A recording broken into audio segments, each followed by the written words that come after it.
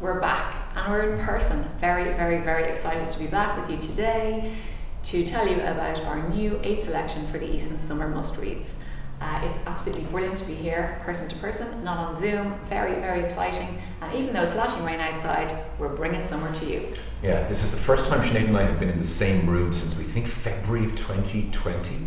And it's lovely both to get out of the house and as well to be able to recommend books to you that you're going to be able to physically go and buy in bookshops around the country, because you wouldn't have been able to have gotten our previous lists in Eason's only through online, and it's lovely to know they're going to be available in Eason's shops all around the country as well. Yeah, so go to your bookshops and buy the books.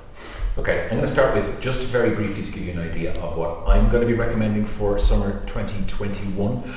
John McGregor's Lean Fall Stand is at the top. You might know John McGregor, the guy who wrote Reservoir 13. He's been nominated for the Booker Prize.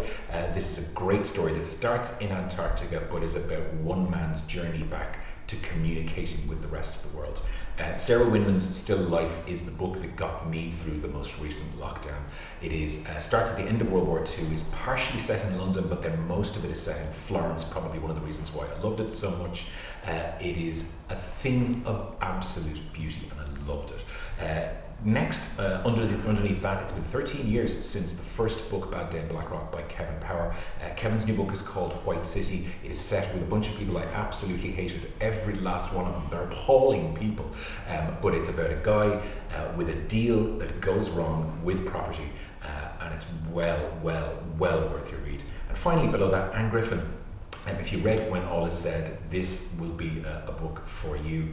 The brand new book is all about being able to hear the dead after they have passed away and working in the funeral business at the same time, and potentially what you would like to do with the rest of your life. And that's my 4. Fantastic, love Anne Griffin. So my 4 are, we start off with a memoir by Ashley Ford called Somebody's Daughter. I actually hadn't heard of Ashley Ford, but she is quite well known for her podcasts and for the articles she writes for The Guardian and New York Times. It's a fabulous memoir. I've also chosen a debut by Louise, Snowflake. A lot of chat about this book. Gorgeous, gorgeous debut novel and deserved of all the praise it's getting.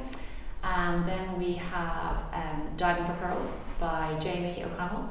And that is a really, really interesting behind the scenes look at life in Dubai. And finally we have Anna McPartland, Waiting for the Miracle, which will make you laugh and cry in equal measure. And those are our 8 must-reads for summer 2021. I almost said 2020, almost. It was that close. And we hope there's something there for you, maybe just 2 or 3 or 4 or 5 or 6 or 7 or 8 of